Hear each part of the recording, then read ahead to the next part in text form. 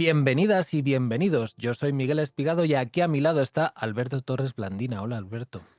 Bueno, a tu lado, no sé, ¿eh? Tú estás en Salamanca, yo en Valencia, esto lo hacemos por Zoom. Pero bueno, yo supongo que desde que apareció Internet el concepto espacio-tiempo cambió y de alguna forma sí estás a mi lado. Eso quería decir yo, a tu lado en el sentido espiritual. Bueno, da igual, esto es El cura y el barbero, un podcast sobre literatura española.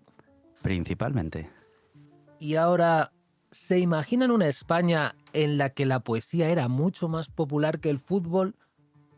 Pues no hay que imaginarla, porque ocurrió en el siglo XV, entre el XIV y el XV, en ese territorio que más tarde se conocería como España. Entonces, a los protoespañoles les dio a muerte por la poesía. ¿Por qué? ¿Para qué? ¿Cómo? Bueno, el caso es que de los más cultos a los más populares, escrita con pluma de ganso en preciosos códices o cantada sobre la algarabía de una fiesta de mercado, España producía lírica por los cuatro costados. El que no la recitaba o la escribía, la escuchaba o la leía. Puede que fuera la diversión número uno del momento, Alberto. Sí, pero estaba yo pensando que la poesía en ese momento no es tan diferente del fútbol, ¿no? Como decías, porque mucha de esta poesía no era solo poesía, era también un deporte competitivo. Y me explico, porque no solo competían en ingenio artístico y literario. Pensemos que en la corte los nobles se aburrían y se entretenían con la caza, por ejemplo, una actividad ociosa de rivalidad entre hombres, como hoy puede ser el fútbol. Y en este contexto, además, el flirteo, o sea, el ligoteo, se convirtió en otro tipo de caza, donde el trofeo eran las damas. La motivación principal de los trovadores para componer poesía siempre se ha dicho que era el sexo. Y no hay por qué no creerlo, porque al final yo creo que el sexo es lo que mueve todo en este mundo. Ellos componían por lo mismo que yo me monté un grupo de rock a los 15 años, para ligar. Y de eso nos vas a hablar mucho y muy bien más adelante. En cualquier caso, este fenómeno explosivo de la poesía es digno de estudio y por eso le vamos a dedicar este capítulo libérrimo sobre la lírica en el siglo finales del XIV y siglo XV en España. ¿Quiénes eran los trovadores? ¿Cuáles eran sus trucos para enamorar a las damas? ¿Cómo ha cambiado el concepto de amor desde la antigüedad? ¿Qué es el código del penetrador? ¿Fue Jorge Manrique la verdadera rockstar del medievo español? ¿Y por qué merece hoy la pena leer sus coplas a la muerte de su padre? Pues a esto y a mucho más responderemos en el capítulo de hoy. Y ahora, entremos en la lírica cortesana culta.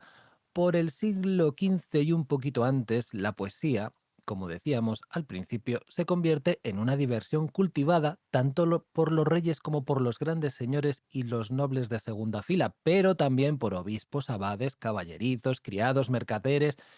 Imaginaos a Leticia Ortiz, a la princesa Leonor y a Felipe VI leyendo sus composiciones líricas al calor de una hoguera, acompañados de las notas de un laúd. Pero imagínate ahora también a tu jefa, a su marido, a tu casera, al dueño de Mercadona, al capitán general de la Guardia Civil, todos recitando y escribiendo poesía a rabiar. Y en Navidades, en lugar del discurso del rey, pues oiríamos el poema del rey. ¿Tú te lo imaginas, Alberto? Pues no, pero me encantaría escuchar los poemas de Froilán, eso sí. Bueno, pues para no imaginar y no especular más, volvamos al siglo XV, finales del XIV, cuando la actividad poética sí se convirtió en una diversión eh, explosiva entre la nobleza del momento. En castellano, porque en galaico-portugués y en occitano, que eran lenguas literarias de la península protoespañola, la moda del noble poeta, el trovador, ya llevaba varios siglos. Sí, y aún así es verdaderamente extraordinario el número de poetas documentados en Castilla de la Edad Media tardía. Han llegado hasta nosotros en todo o en parte la obra de unos 700 autores. Ojo al manojo.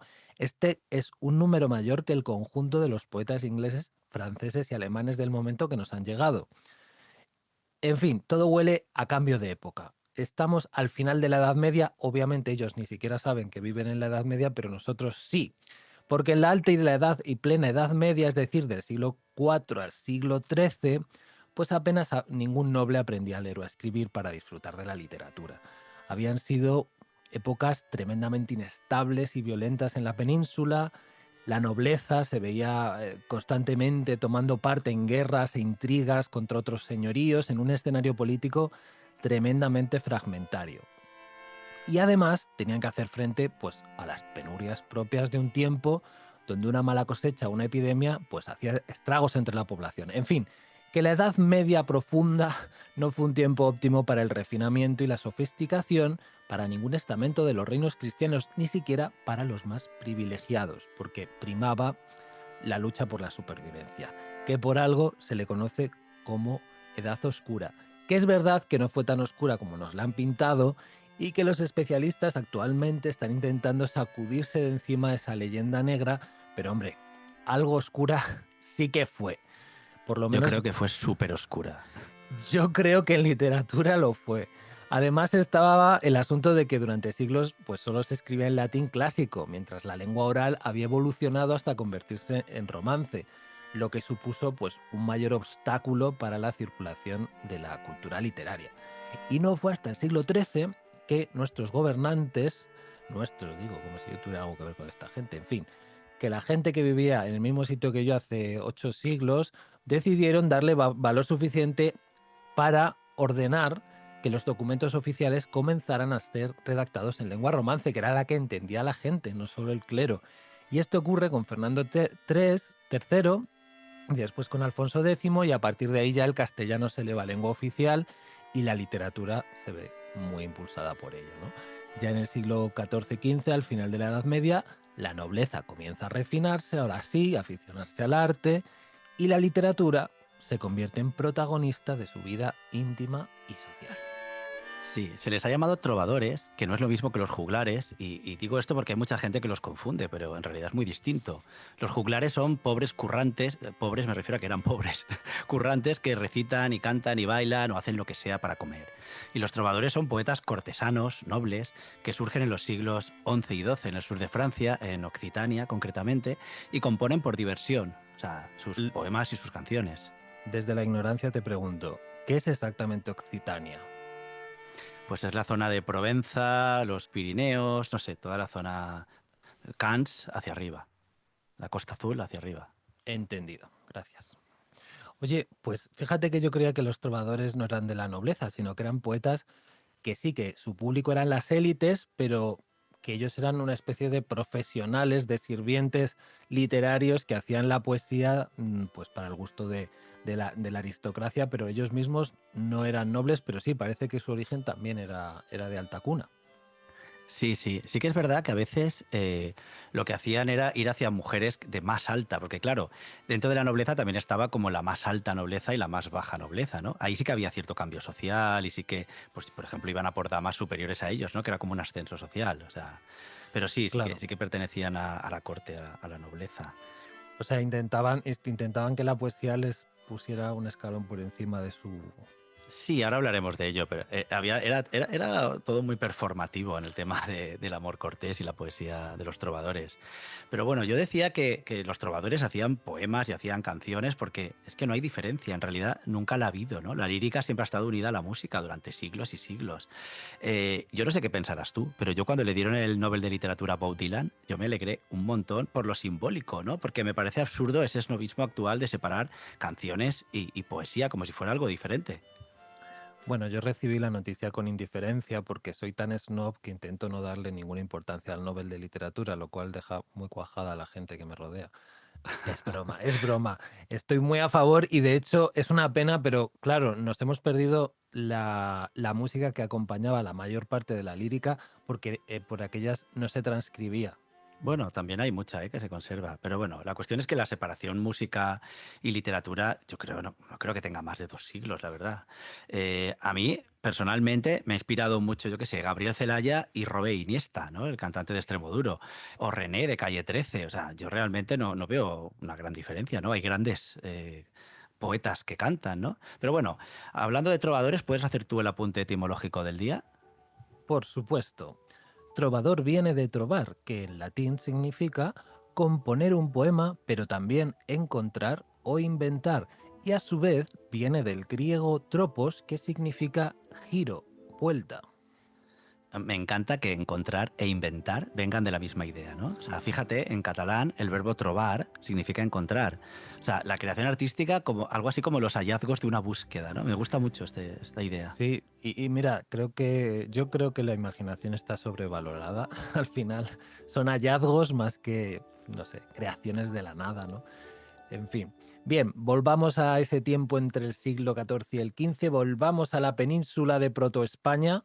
La cultura se ha ido liberando de la dictadura religiosa, el pensamiento se va independizando de la fe y va calando la inspiración de la mano, sobre todo de dos grandes poetas llegados de Italia, Dante y Petrarca, que renovaron la apreciación de la belleza, el análisis de los sentimientos afectivos, el uso de las alegorías, y por esta corriente italianista también se resucita el valor de la cultura clásica. Y todo ello pues da una explosión de obras de recargada pedantería, pero también a una poesía de sutiles preciosismos formales, aunque frívola y intrascendente, todo hay que decirlo. Claro, es que se hiciera mucha poesía no significa que se hiciera buena poesía, ¿no? Parece que al decir poesía ya se le supone una especie de superioridad literaria, pero hay que reconocer que la mayoría de la gente que hace poesía hace cosas bastante cutres, ¿no? O sea, puro desahogo juvenil, filosofía de azucarillo, ridículos sonetos esdrújulos, ¿no? Donde dicen obscuridad con B y abismo, como si eso ya convirtiera en poema cualquier cosa, ¿no? Bueno, yo no diría cutre, diría diplomáticamente que hacen un uso personal de la poesía, es decir, que la usan para fines importantes para ellos, pero que luego pues no tienen demasiada importancia para la historia o para la sociedad, ¿no? En cualquier caso, el tema general de la poesía cortesana de esta época es el amor cortés. Una convención amorosa bastante compleja que, por decirlo suavemente, ha envejecido bastante mal y de la que va a hablar Alberto. Pero antes vamos a presentar al protagonista de nuestro capítulo, un hijo pródigo de este nuevo escenario literario y vital de la nobleza del siglo XV. Hablo del poeta guerrero Jorge Manrique, para mí el mayor rockero de nuestra literatura. ¿Por qué? Porque vivió intensamente blandiendo la pluma con una mano y la espada con la otra, se encontró joven con la muerte cuando asaltaba el castillo de Garcimuñoz, dejando un bonito cadáver y unas cuantas composiciones poéticas. Dime tú si eso es rock and roll y no morir de sobredosis en la bañera de un hotel. Bueno, o heavy metal, ¿no? Por lo de las espaditas y todo eso. Oye, y disiento mucho en lo de rockstar. Yo creo que los rockstar de la literatura están en el siglo XIX, ¿no? En el romanticismo. Y claro, y Ray Loriga, por supuesto, la gran estrella. Ya tardabas en citar a Ray Loriga.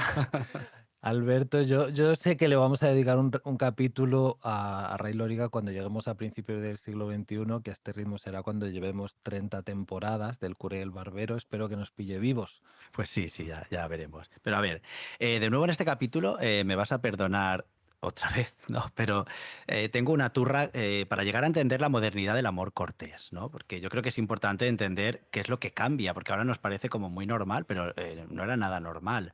Voy a llamar, ¿vale? A esta turra Historia del amor, primera parte, de la antigüedad a los trovadores. Pero bueno, es que me parece súper importante hablar de este tema, porque el amor sigue modas igual que los cortes de pelo. Es verdad que hay unas emociones, un instinto, un algo ahí dentro de los seres humanos, pero es la cultura la que acaba modelando cómo se expresa socialmente y también subjetivamente. La subjetividad nunca nos ha pertenecido a los sujetos, yo estoy absolutamente convencido de ello. Espera, espera. Yo creía que el amor brotaba de lo más íntimo del alma, como el agua prístina de un caudal nibio naciendo allá en las cumbres donde el cielo se besa con la tierra. Bueno, cada época tiene sus protocolos y los trovadores son un giro grandísimo en lo que se entendía por amor en Occidente. Me voy a ir a la antigua Grecia. Intento ser rápido y por ello tal vez poco preciso, perdónenme los que saben mucho del tema. Pero no hables muy rápido que los de Castilla y León no sabemos entender a la gente cuando se pone a hablar muy deprisa, ¿eh? Vale, vale. Ok. Para los griegos, si entendemos que el amor es algo elevado, hacer el amor es unir los cuerpos, pero también es unir las almas, el amor es entre hombres, pues por lo pronto las mujeres no tenían alma, que esto lo dijo Aristóteles. Las mujeres servían solo para reproducirse, eran inferiores por naturaleza al hombre, sus esclavas naturales y su mayor virtud era el silencio. Menudo aliade. El Aristóteles. Totalmente, sí. Pero bueno, la cosa, si los antiguos machotes querían tener una experiencia sexual plena y elevada, pues se buscaban otro hombre, un ser a su altura. De hecho, los varoniles guerreros solían tener relaciones entre ellos para subir la moral y fomentar el compañerismo en la tropa. Hay algunas parejas masculinas griegas muy conocidas, como Alejandro Magno y Hefestión, Aquiles y Patroclo, que en la película de Troya dicen que es su primo, Patroclo, pero Patroclo era su amante. Supongo que les daría vergüenza en Hollywood hablar de que Brad Pitt tenía un novio, pero bueno, a ver, en Grecia y en Roma lo importante no es si tienes sexo con hombres o mujeres, sino quién penetra y quién es penetrado. Todo eso de heterosexual, homosexual, bisexual, son identidades creadas por los psiquiatras a finales del siglo XIX. Aunque parezca mentira, las categorizaciones sobre sexualidad o género también siguen tendencias y cada época tiene sus etiquetas para que las elijas y te crees una identidad propia y subjetiva. Eso que parece que estuvo ahí siempre, en realidad no hace tanto que está. No, no, que va, que va. De hecho, siempre estamos con estas discusiones, los griegos no las tenían, ¿no? Pero en esta época, el protocolo que se sigue en las relaciones amoroso-sexuales es el código del penetrador, que no sabe de géneros, sino de clases sociales. Lo que dice básicamente el código del penetrador es que el que penetra debe ser superior al penetrado. El maestro penetra al alumno, el noble penetra a sus siervos, y no importa si son chicos o chicas. Digamos que el sexo marca quién manda. El activo es el que manda y marca con su pene a los suyos, pues como un cowboy marca a sus vacas con hierro candente, ¿no? A quien no cumplía con esas reglas clasistas lo llamaban sodomita. Un sodomita es aquel que se deja penetrar por alguien de estatus inferior, pero también lo es un hombre que permite a la mujer colocarse sobre él y llevar las riendas del sexo. Lilith, la primera esposa de Adán según las leyendas hebreas, fue echada del paraíso por colocarse encima de él durante la cópula. Estaba rompiendo la jerarquía patriarcal donde la mujer debe ser pasiva. Perdona, me he quedado loco porque cuando me has hablado de esto de la jerarquía, te voy a contar una historia, ¿vale? Yo tuve una vez una profesora universitaria de la que dependía en gran medida mi futuro universitario, que un día me llevó a su casa, me dio de beber y me hizo un speech bastante largo sobre que a ella le gustaba ponerse encima. Años después me di cuenta de que estaba intentando ligar conmigo. Hostia, Me años tardé después. años en pillarlo. Pero es que hoy me he dado cuenta de lo que encima implicaba la postura sexual que sutilmente me estaba proponiendo. Sí, sí, hoy es denunciable, sí, sí. Pero bueno, continúo. Después de todo esto del código del penetrador, llega la Iglesia Católica que quiere separarse del paganismo al que relacionan con el desnudo de las ninfas, las diosas de la fecundidad, los rituales para atraer la lluvia. Este rechazo hacia el desnudo hace que tapen al Jesús crucificado, que antes se mostraba sin ropa, porque parece ser que en Roma los crucificados iban desnudos. Ah, Bueno, también hace que representen al diablo desnudo y con atributos de los paganos, los cuernos y las patas de cabra de los faunos, el tridente de Poseidón, la nariz grande de los judíos, que no falten siempre los judíos para meterse con ellos, pero a lo que vamos. La oposición a la genitalidad y a las prácticas sexuales propias de los infieles, como el concubinato, el adulterio, el incesto o la homosexualidad, bueno, como se entendía en aquella época, la sodomía más bien, se convertirá poco a poco en un orden social basado en el matrimonio, entendido este como el lugar donde es admisible el sexo, reproductivo, eso sí, no por placer. De hecho, era tal la asimilación entre ambos conceptos que si no había consumación sexual, el matrimonio no era efectivo. espera, espera, que voy a poner la cita de autoridad que me has chivado para esto. Según las personas más raras del mundo de Joseph Henrich, esta nueva forma de entender la familia, que pasa de la extensa a la conyugal, lo que evitaba el incesto y fomentaba la monogamia, a la vez que rompía los clanes familiares, favoreciendo el poder de la iglesia, pues en esto el matrimonio es un elemento que tiene que ver más con el pragmatismo que con lo que hoy llamamos amor. Los campesinos se casan para tener hijos y conseguir fuerza de trabajo que los ayude en sus tareas. Los nobles se casan entre ellos para aumentar su poder y su patrimonio, pensando más con la cartera que con los sentimientos. Exacto. Y en los siglos XI y XII, y por fin he llegado al tema que nos ocupa, ¿no? Tras este largo inciso, aparece un nuevo concepto que acabó llamándose amor cortés, por adscribirse al ámbito de la nobleza que vivía en la corte. En esta nueva forma de entender el amor-sexualidad, la elección de la pareja comienza a asociarse con lo pasional, no solo con el pragmatismo. Surge la idea de que el deseo-amor crece fuera del matrimonio. Y la historia de Abelardo y Eloísa es el gran ejemplo medieval de esto, ¿no? Sí, esta trágica historia de amor, que incluso la cuenta Dante en la Divina Comedia, donde los sentimientos cuentan más que las convenciones sociales, como por ejemplo el matrimonio, se hizo muy popular. Y de hecho es este interés popular por los amantes el ejemplo más claro del cambio de sensibilidad de la época. Las celebrities como síntoma social, que esto ya lo contábamos en el capítulo del Cid. Este cambio de sensibilidad fue de alguna forma sistematizado por la lírica amorosa de la época de mano de los trovadores, ¿vale? Y como ya hemos adelantado, la poesía de amor cortesana tenía como intención llevarse a la cama a las damas, conseguir el galardón, así entre comillas. Eso es lo que decían ellos, como si las damas fuesen, yo que sé, la copa del torneo de pádel. Mira, un ejemplo de un trovador catalán, Guillem de Cabestany. Bueno, es que Cataluña tiene una tradición de trovadores muy fuerte que escribían en occitano, que era una lengua literaria, en realidad una koiné, mezcla de varias, y entre ellas el catalán, ¿no? Pues leo la traducción al catalán moderno, que dice: jo que no em puc allunyar de cap manera de vos, en qui s'ha posat el meu amor, i si fos acceptat, besant i us plagués, mai no em voldria lliure. Lo que en cristiano sería, me encanta la expresión en cristiano, la he dicho a propósito. Venga, traduce tú con ese acento ahí castellano-leones. Ya que no me puedo alejar de ninguna manera de ti, en quien se ha posado mi amor, si éste fuera aceptado con un beso y os pareciera bien, nunca me querría ya libre. Y también hay, por ejemplo, poemas de trovairits, que es como se llamaba a las mujeres que componían lírica en esta época, donde el propósito sexual se ve incluso más claro. Mira, este es de la Condesa de Día. Yacería mi caballero una noche, desnudo en mis brazos, y encontraría en éxtasis siendo su almohada. Pero como yo decía, lo interesante me parece que es cómo los trovadores comienzan la idea del amor tal y como la entendemos hoy en día en el mundo occidental. O quizá deberíamos decir el deseo amor, porque no surge unido al matrimonio. Por eso los poemas las llaman con un seudónimo, ¿no? Para que sus maridos no se enteren. Sí, y porque están casadas. ¿Y por qué casadas? Se preguntarán nuestros oyentes. Pues por varias razones. La primera, porque la virginidad es muy importante en esta época. Si la pierdes no te puedes casar, así que las solteras nunca van sin la vigilancia de padres o hermanos. Y segunda, porque si lo que quieres es sexo, pues mejor una chica con experiencia que una virgen tímida, ¿no? El caso es que los trovadores y este juego de seducción configuraron la educación sentimental de la época.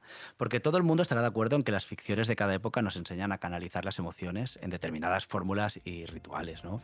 Las comedias románticas americanas nos enseñaron, por ejemplo, que si dos personas están enamoradas, pues se mojan con agua, ¿no? De la fuente, o se pringan la cara con la nata del pastel ahí, ¿no? En todas las películas, ¡Ay, que tonto! no falla, o no, o corren hacia el aeropuerto. También nos enseñaron que jamás seremos felices si no nos casamos, y si no, preguntadle a Mónica de la serie Friends, porque firmar un papel, elegir las flores y tirar el ramo hacia detrás es la máxima aspiración de todo ser humano, bueno, sobre todo de las mujeres, ¿no?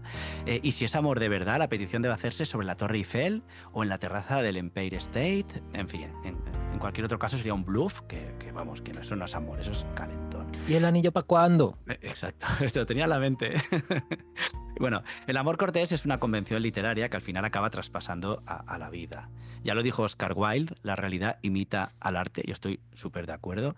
El amor cortés es un reflejo de su época, como todo producto cultural lo es, del feudalismo, ya que el trovador llama a la dama, por ejemplo, señora, porque le debe servidumbre igual que a los señores feudales. También del teocentrismo, porque la adora como a Dios en esta religión del amor. Bueno, en fin, al final se configura como un particular arte de amar. Los códigos del flirteo, el arte de amar, cambian y se adaptan a las épocas. Hoy la ideología capitalista lo impregna todo y Tinder nos permite pues estrenar una pareja como estrenamos camisetas de 5 euros de Zara y luego pues las tiramos sin remordimiento y a otra, que total para lo que nos ha costado, ¿no? Pero no me enrollo, que todo cambia. Por ejemplo, en aquella época era habitual contratar una vieja para que hiciera de mediadora entre los jóvenes, como vemos en el libro de Buen Amor o veremos en la Celestina. Lo que no está tan lejos de Tinder. Bueno, que nada, que todo vuelve. El tiro bajo y las celestinas que ahora son digitales. Pero quería incidir en que cada época tiene sus protocolos para ligar. Que bueno, he incidido mucho ya. Aunque las redes sociales están cambiándolo todo, de hecho los jóvenes ya no dicen, esto me hace mucha gracia, ya no dicen me estoy viendo con alguien, como decíamos, sino estoy escribiéndome con alguien. Porque claro, antes empezabas a conocerte en el banco del parque y ahora chateando. O sea, ¿y tú cómo ligabas? Bueno, yo no sabía ligar. He estado mucho tiempo intentando responder a esta pregunta en mi soledad y he llegado a la conclusión de que yo no he ligado nunca, que a mí lo que me pasaba es que de vez en cuando alguna chica decidía que yo le gustaba, silbaba y yo iba. Ya está, eso era todo. Ya, yo era fatal también, pero bueno. Se supone que los protocolos de seducción de las últimas décadas comenzaban pues, con miradas en un bar y solían continuar con el hombre invitando una copa a la mujer, que en muchas ocasiones acababa haciendo la cobra, ¿no? En esa misma barra. Sí, ahora ya parece ser que ya no se lleva. Con eso del solo sí es sí, pues no. Sí. Bueno, si la cosa iba más, los códigos de galantería requerían dejar pasar a la chica primero, abrirle la puerta, acomodarle la silla, andar por el lado exterior de la acera. Gestos corteses, ¿no? Viene de aquí, del ser cortés, pero son gestos, en mi opinión, súper machistas. Pues escenifican una diferencia de roles. Él, proveedor protector, ella, trofeo necesitada. Pero bueno, otra vez, no me enredo. En la Edad Media también había unas fases estandarizadas del flirteo. La primera fase era la de suspirante. El poeta veía a la chica y le gustaba. Chica, claro, porque la historia de la literatura es principalmente cisetero, ¿no? La segunda era la de suplicante, que significa que se lo hacía saber con algún poema o canción. Mira, vamos a ver este poema de Jorge Manrique, el trovador español que nos sirve hoy de excusa, donde se enamora al ver a la chica y luego le escribe el poema para que ella se entere. Porque Jorge Manrique escribió poemas de amor cortés, aunque no se le recuerda por eso, pero los escribió y este es uno de ellos. Voy.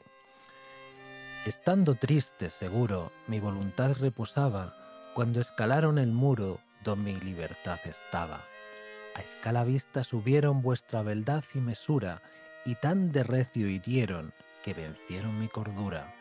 Luego, todos mis sentidos huyeron a lo más fuerte, mas iban ya mal heridos con sendas llagas de muerte.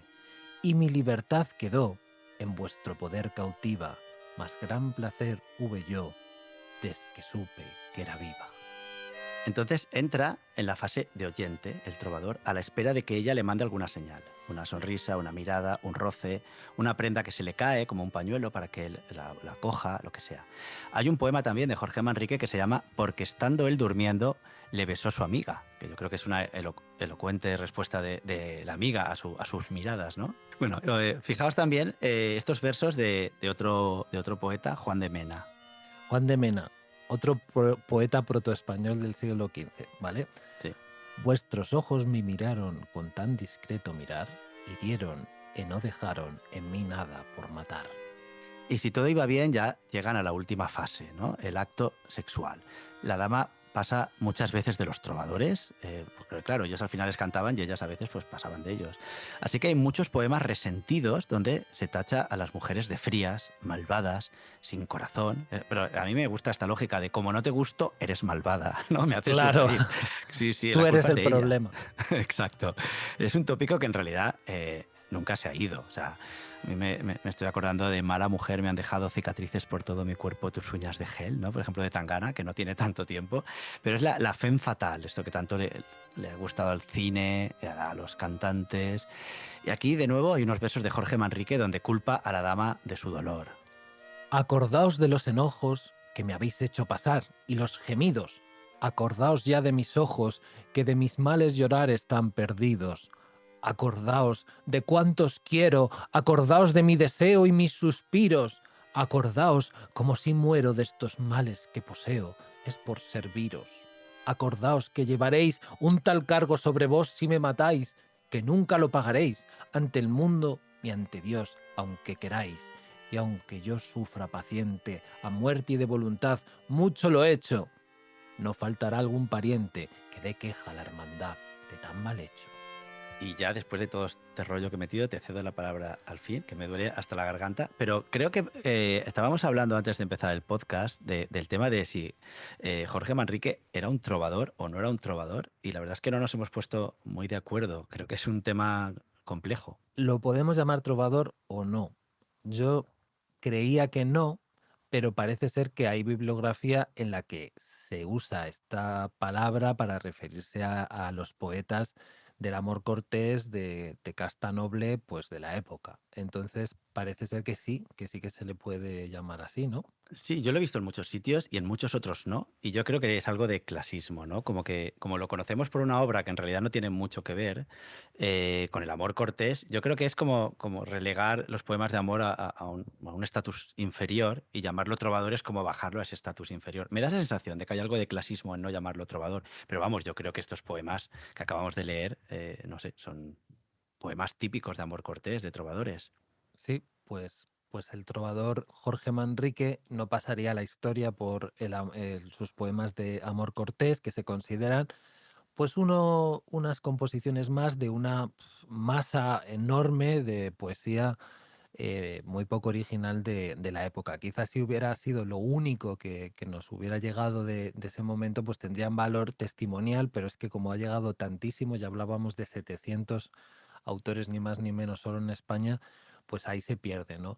En cambio, hay otra pieza suya que sí que tiene más originalidad en el panorama general, que es la que casi todos los chavales que han ido al instituto en España conocen, que se llama Coplas a la muerte de su padre, de Jorge Manrique.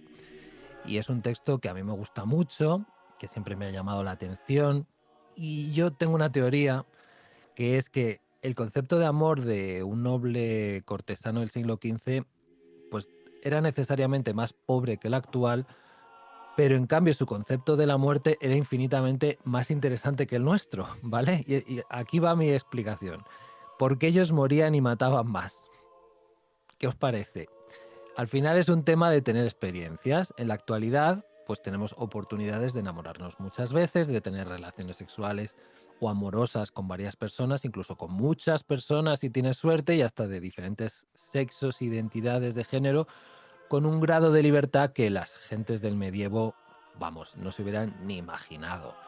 Primero por la moral y segundo por los anticonceptivos. Pero bueno, sería muy largo de desarrollar. El caso es que experiencias amorosas pobres. Sin embargo, de la muerte, hay.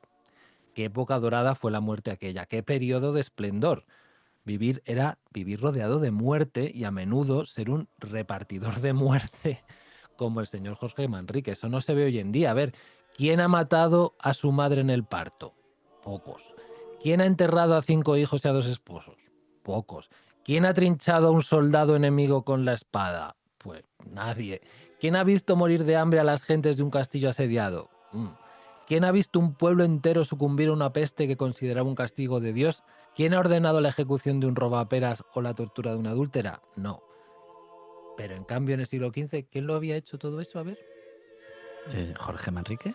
Exacto, Jorge Manrique. Lo hizo todo, es una metáfora, o sea, lo has dicho por decir, supongo, ¿no? Bueno, he mezclado cosas de Jorge Manrique y de Don Juan Manuel, Ah, el vale, autor fíjate. del Conde Lucanor. Es decir, que entre los dos, sí, todo esto, Un buen catálogo de muerte, sí. todo esto lo habían vivido con sus ojitos, no visto en la tele, en las noticias, no, no, en primera persona. En fin, que yo, personalmente, yo no sé tú, Alberto, pero yo la única persona que conozco que ha matado a alguien con sus manos es mi médico de cabecera. Ja, ja, ja, es broma. No, no, es verdad, No, es broma, es broma. ¿Qué broma es esa? Bueno, es el chiste es de médicos, ya sabes, ¿no? En fin, volvamos a Jorge Manrique.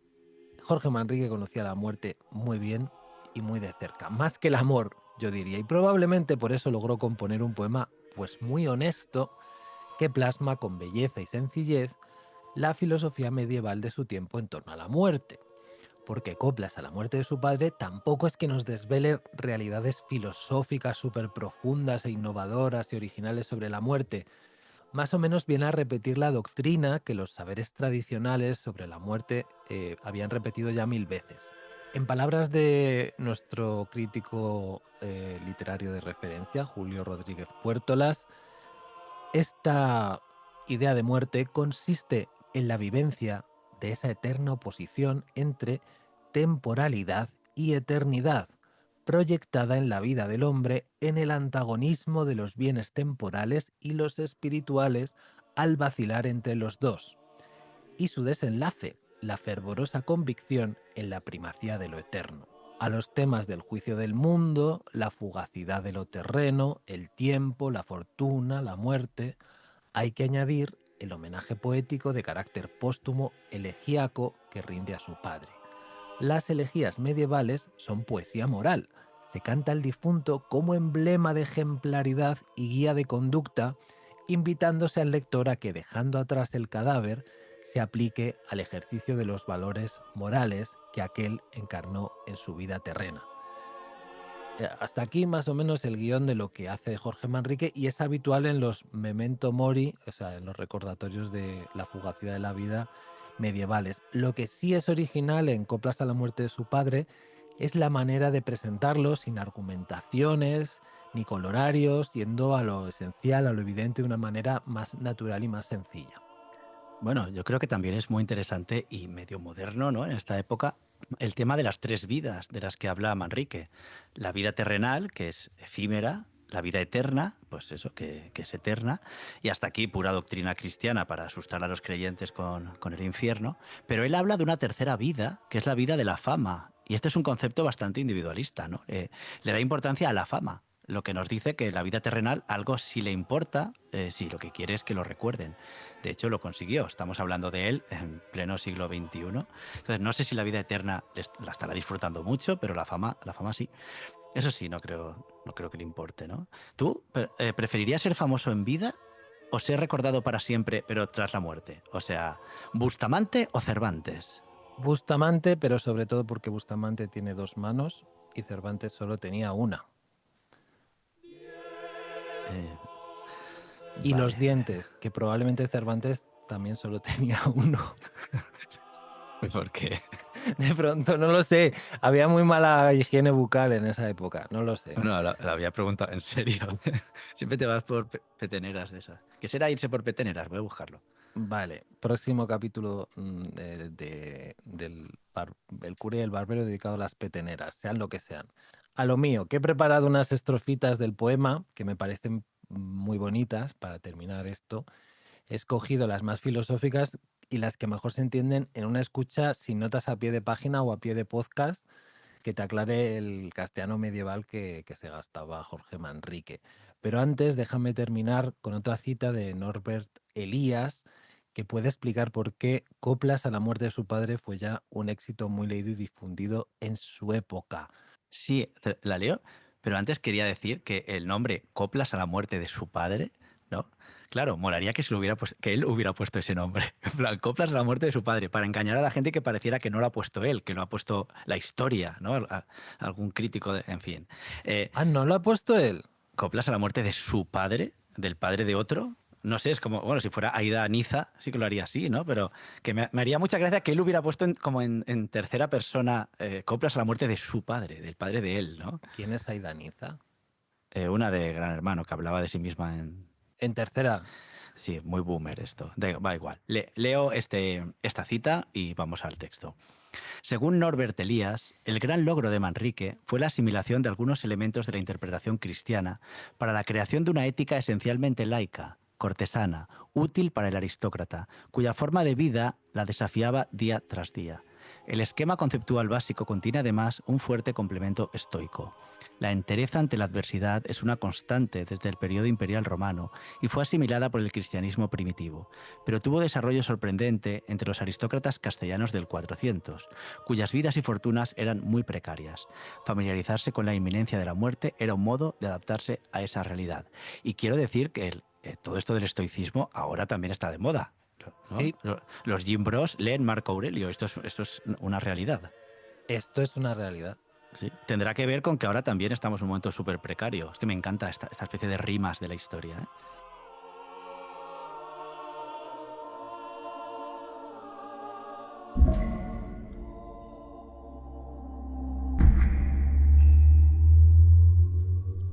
Recuerde el alma dormida, avive el seso y despierte contemplando cómo se pasa la vida, cómo se viene la muerte, tan callando, cuán presto se va el placer, cómo, después de acordado, da dolor y cómo, a nuestro parecer, cualquier tiempo pasado fue mejor. Nuestras vidas son los ríos que van a dar a la mar, que es el morir. Allí van los señoríos, derechos hacia acabar y consumir. Allí los ríos caudales, allí los otros medianos y más chicos y llegados, son iguales los que viven por sus manos y los ricos. Este mundo es el camino para el otro, que es morada sin pesar. Mas cumple tener buen tino para andar esta jornada sin errar. Partimos cuando nacemos.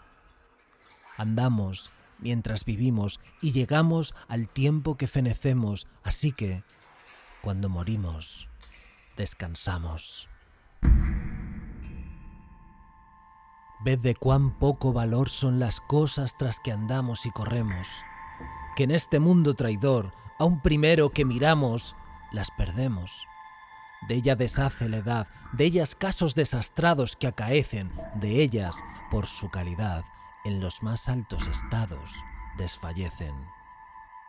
Decidme, la hermosura, la gentil frescura y tez de la cara, el color y la blancura, cuando viene la vejez, ¿cuál separa? Las mañas y ligerezas y la fuerza corporal de juventud. Todo se torna graveza cuando llega al arrabal de senectud.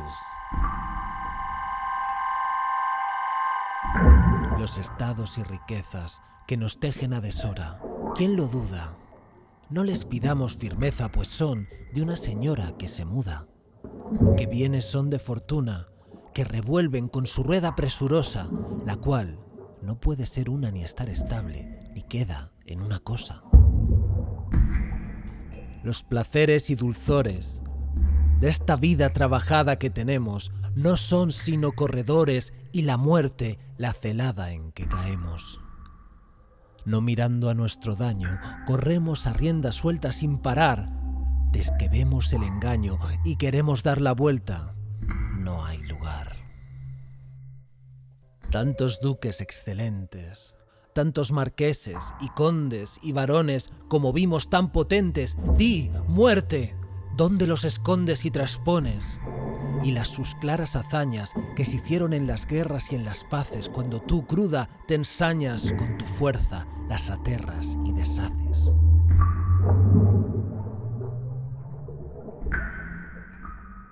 Las huestes innumerables, los pendones, estandartes, banderas, los castillos impugnables, los muros y baluartes y barreras, la cava honda, chapada o cualquier otro reparo que aprovecha. Cuando tú vienes airada, todo lo pasas de claro con tu flecha.